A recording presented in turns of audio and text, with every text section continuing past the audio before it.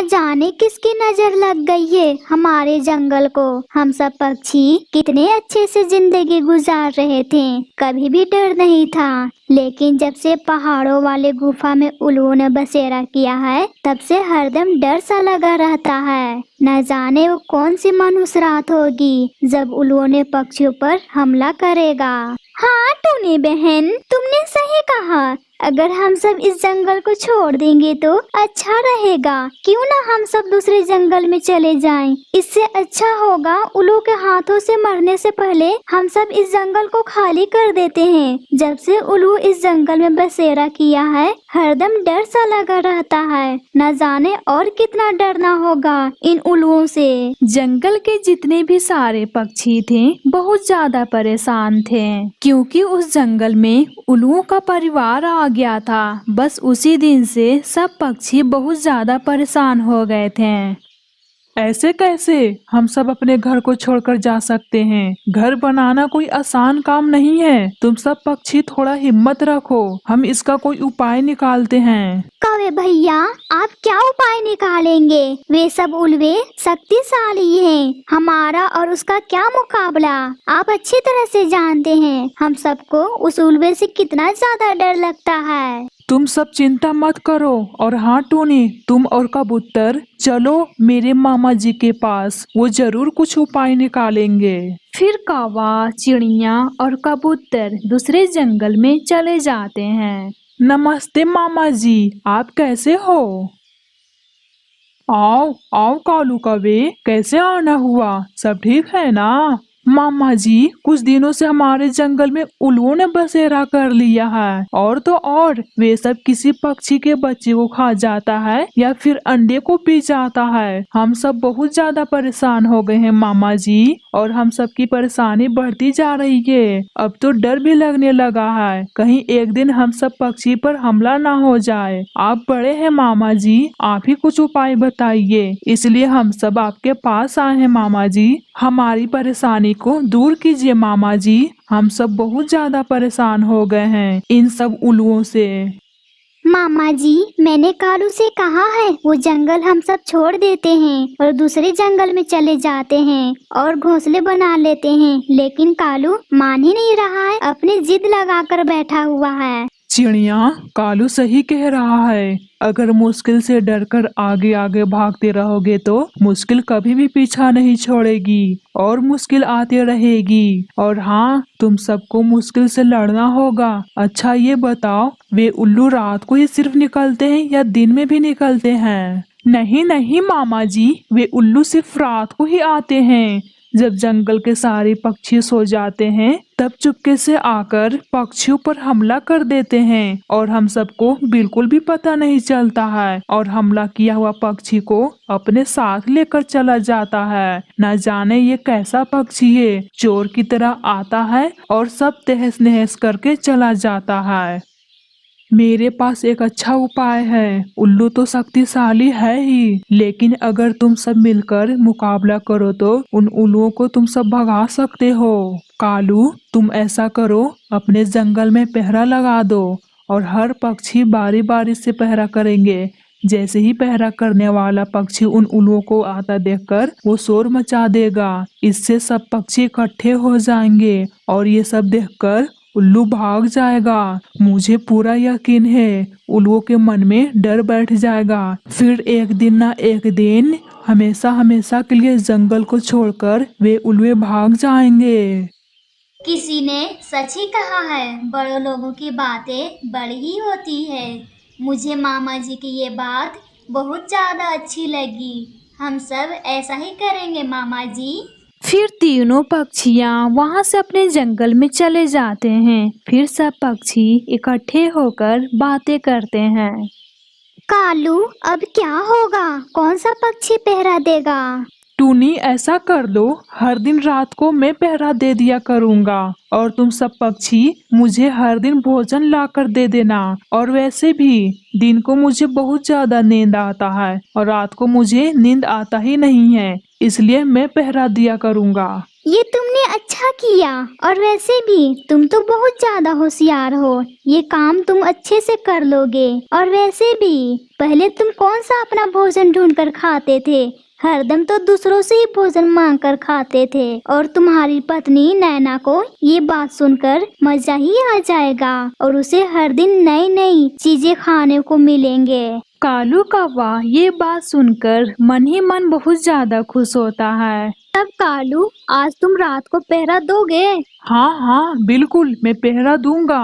आज से मेरी ड्यूटी शुरू हो गई है। तुम सब बेफिक्र होकर सो जाना, लेकिन तुम सबको मेरी चीखें ज्यादा सुनाई देगी तो जल्दी से आ जाना। ऐसा ना हो जाए कि वे उल्लू मुझे ही उठा कर ले जाए और मेरा काम तमाम कर दें। फिर सब पक्षी वहाँ से अपने अपने घर चले जाते हैं। नैना नैना और नैना, आज तुम्हारे लिए सरप्राइज है नैना। कालू जी जल्दी बताओ, मेरा दिल बहुत छोटा सा है, अब मुझसे इंतजार नहीं होता।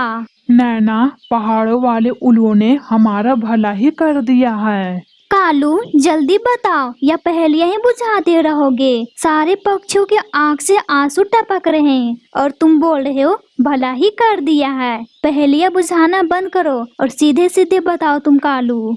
फिर कालू कौवा नैना को सारी बात बता देता है। वाह कालू वाह, आज तो तुम पहली बार अच्छा सौदा करके आए हो।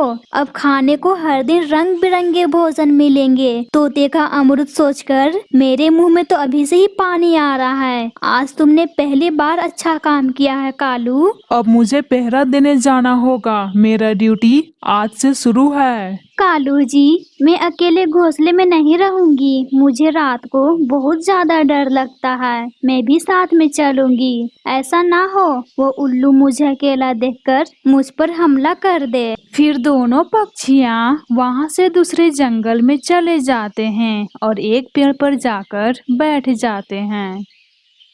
कालू जी मेरे पंखों में तो दर्द हो गया है, तुम्हारा सौदा इतना ज्यादा भी अच्छा नहीं है, हम कैसे देंगे पूरी रात पहरा। रात गुजरती है, उल्लुओं का परिवार अपने शिकारी पर जाने की तैयारी करते हैं। आज मेरा मन किसी चिड़िया के अंडे के खाने को मन कर रहा है। ऐसा लगता है अगर चिड़िया के अंडे मिल जाता तो मेरा मन हल्का हो जाता। और मुझे कौवे का अंडा खाने को मन कर रहा है। मुझे कौवे का अंडा मिल जाता तो मेरा भी मन हल्का हो जाता और ताजा ताजा भी महसूस करता। तो फिर चलो, और वैसे भी बहुत देर हो गई है, चलो जल्दी। फिर वे सब उल्लू जंगल की ओर चल पड़ते हैं। कालू, ओए कालू, वो देखो सामने, जैसा लग रहा है हमारे जंगल की तरफ कोई पक्षी आ रहा है। कहाँ, किस तरफ? मुझे नहीं दिखाई दे रहा है। वो देखो सामने। अंधे हो क्या? मुझे नजर आ रहा है, तुम्हें नजर क्यों नहीं आ रहा है? गौर से देखो तुम, अब दिखाई दिया तुम्हें? हाँ नैना, मुझे दिखाई दिया, वो तो उल्लू है। फिर जैसे ही वो उल्लू जंगल में पहुंचते हैं, कालू कौवा जोर जोर से चिल्लाने लगता है, दुश्मन दुश्मन आ गया, दुश्मन दुश्मन आ गया, सब जल्दी आओ, तैयार हो जाओ। फिर कालू कौवा की चिल्लाने की आवाज सुनकर वहाँ पे सब पक्षी आ जाते हैं। सुनो जी, सब पक्षी इकट्ठे हो गए हैं, हम सबको वापस चलना चाहिए। ऐसा ना हो जाए शिकार करने आए और खुद ही शिकारी हो जाएं। हाँ, ये अच्छा रहेगा, हम सबको वापस चलना चाहिए। इन सब पक्षियों को बाद में देख लेंगे, वरना हम सब खुद शिकार बन जाएंगे। चलो चलो, भागो भागो यहाँ से। फिर उल्लू वहाँ से भाग जाते हैं। तुम सब पक्षी अपने अपने घर जाओ, अगर फिर से खतरा हुआ मैं तुम सबको फिर से बुलाऊंगा। हाँ भाई हाँ, तुम सब घर जाओ, ऐसा ना हो जाए भोजन देने की बारी आए तो कोई बहाना बन जाए। देख लो तुम सब, मैं भी पहरा दे रही हूँ कालू जी के साथ में। फिर सारे पक्षी अपने अपने घर आ जाते हैं। फिर रात से दिन हो जाती है। कालू कौवा और नैना कौवा अपने घोंसले में आराम से सोए हुए थे। इधर सब पक्षियाँ कालू कौवे के घोंसले में भोजन रखकर वहाँ से चले जाते हैं। जब नैना कौवा की आँख खुलती है तो वो देखती है रंग बिरंगे भोजन रखे हुए हैं। ये देखकर कालू कौवा को जगाने लगती है। कालू, ओए कालू, नींद से जगो, ये देखो रंग बिरंगे भोजन आ गए हैं, अब मजे से खाएंगे। उठो कालू, ओए कालू उठो। फिर कालू कौवा नींद से उठकर भोजन खाने लगता है। फिर दोनों भोजन खाकर फिर से सो जाते हैं। मुझे तो बहुत दिनों के बाद अच्छे से नींद आई थी। भला हो कालू के मामा जी को, जिन्होंने इतना अच्छा उपाय बताया। वैसे टूनी चिड़िया, इस ड्यूटी पर कालू कौवा और नैना कौवा दोनों बहुत ज्यादा खुश होंगे। वो तो पहले से दूसरों का भोजन चुरा कर खाते थे, अब तो उन दोनों को घोंसले में ही मिलेगा भोजन। जो भी हो मीठी तोता, कालू की वजह से मेरी टेंशन खत्म हुई। फिर से रात हो जाती है। चल नैना, फिर से ड्यूटी पर। कालू जी, मैं जरूर चलूंगी, वो मैं भोजन थोड़ा ज्यादा खा लिया था। फिर वो दोनों जंगल की ओर चल पड़ते हैं और उसी पेड़ पर जाकर बैठ जाते हैं। जैसे ही आधी रात गुजरती है, वो उल्लू भी फिर से जंगल की ओर आते हैं और दूर आकर एक पेड़ पर बैठ जाते हैं। वो पक्षी आज भी फिर से जगे हुए हैं। मुझे ऐसा लग रहा है वो पक्षी पहरा दे रहे हैं।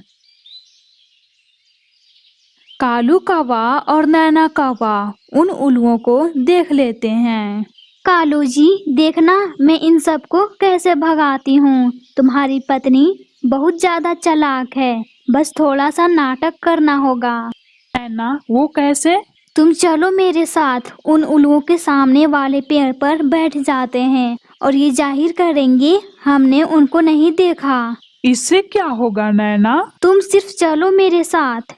वो दोनों पक्षी उल्लुओं के पास वाले पेड़ पर जाकर बैठ जाते हैं।